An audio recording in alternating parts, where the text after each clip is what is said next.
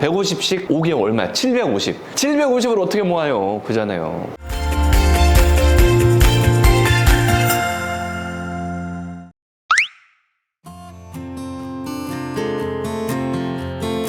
안녕하세요, 김민성 변호사입니다. 2025년 개인인생의 기초에 대해서 이제 거의 다 찍었어요. 거의 다 찍고 개시결정이라는 거에 대해서 오늘 찍을 겁니다. 이 개시결정이라는 게 뭐예요? 여러분, 개시결정이라는 말이 좀 어렵죠? 그러면 쉽게 제가 말씀드릴게요. 쉽게.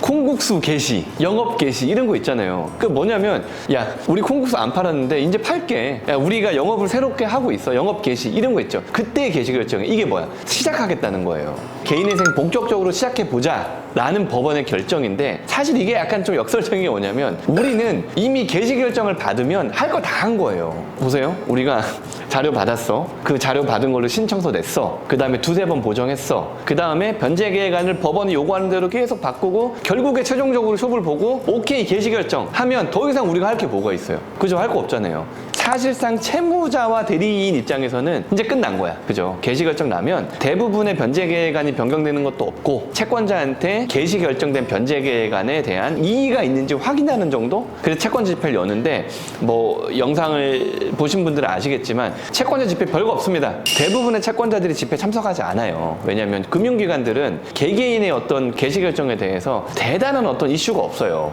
왜? 아니, 법원이 알아서 빚을 최대한 많이 갚도록 이미 여러 수차례 보정을 통해서 채권자 편에서 채무자한테 변제금 올리라고 여러 번 얘기했고, 개인인생 절차에 대해서 이의를 한다고 해도 사실은 그게 아우 얘는 좀 못된 놈입니다 이런 거 가지고 변제금이 뭐 변경되거나 변제계획이 변경되는 건 아니기 때문에 채권자 집회 이전에 이미 채권자들은 다 이의를 해요. 이의 신청을 해. 다만 이제 보증기관, 뭐 신보, 기보, 중진공, 뭐 지역 뭐 보증재단들 이런 데들이 와가지고 앞으로 어떤 소송을 하겠다라고 예고한다 그래야 되나? 그런 경우들도 좀 있고, 그 다음에 진짜로 개인 채권자들 중에 너무 억울하시고 화가 나시는 분들은 참여하셔서 본인의 이제 억울한 점들을 흡수하는 경우들이 있겠죠. 그죠? 개인 채권자들은 항상 되게 안타까워요. 제가 이 회생 절차를 채무자 입장에서 도와주는 사람이지만 개인 채권자의 채권자 대리도 제가 나름 많이 하거든요. 억울하신 분들이 우리 유튜브에 댓글 달아놓으시면 제가 통화하면서 저 채무자 나쁜 놈이네요 하면서 변제금을 올리거나 아니면 기각시키는 경우들도 좀 있어서, 개인 채권자분들도 사실 채권자 집회에 좀 적극적으로 참여하시는 것도 괜찮을 거예요. 그러면은 변제금이 올라갑니다. 실제로도. 그러면 법원에서 개시결정을 하면서 개시결정문이랑 통지문이랑 안내문 이렇게 세트로 보내주거든요. 거기에 보통 뭐가 적혀 있냐면,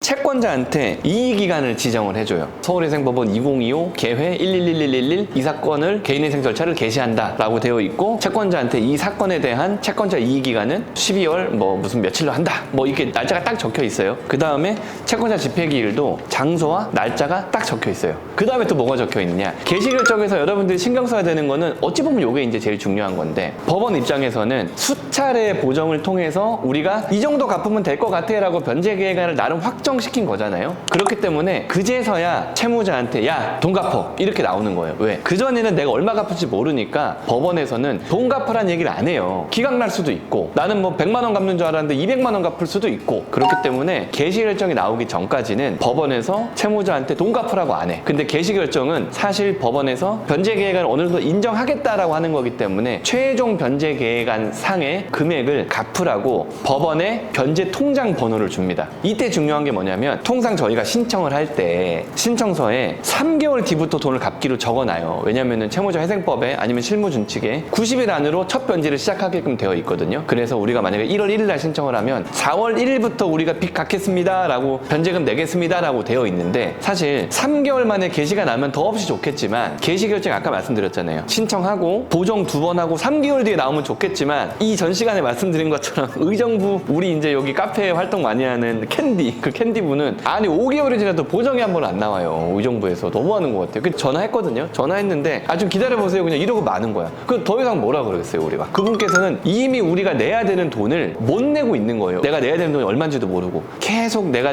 낸다는 가정하에서 적립을 시켜놔야 되는 거예요. 변제금 적립. 이 얘기 많이 들어보셨을 거예요. 변제금 적립을 계속 시켜놓다가 만약에 예를 들어 8월에 개시가 났다 그러면 4월 1일부터 갚기로 했으니까 4월 1일, 5월 1일, 6월 1일, 7월 1일, 8월 1일 5개월치 5달치를 한꺼번에 밀어놓고 채권자 집회 참석해야 되거든요. 근데 원래 내가 대리인 사무실이랑 소통을 잘 하고 내가 또 회생에 관심이 많아가지고 모아 놓으셨다면 다행인데, 그리고 월 변제금이 적으면 뭐 어떻게든지 그냥 갚으면 되는 건데 월 변제금이 막 100얼마씩 되는 거야. 한 150대 월 변제금이 내가 300 버는 사람인데 뭐 딱히 추가 생계비도 없고 145만 원 인정받고 하면 150씩 5개월 얼마야? 750. 750을 어떻게 모아요? 그잖아요. 그거 없으면 인가가 안 나는 거예요. 이 채권자 집회 때 내가 변제금을 제대로 못 냈기 때문에. 그래서 옛날에는 개시결정이 너무 늦어지면 신청서상의 첫 변제일을 변경하는 어떤 신청들을 해서 뒤로 쭉 늘리는 경우들이 있었는데, 최근에 그거 잘 안 해주겠다고 법원에서 좀 얘기가 나왔더라고요.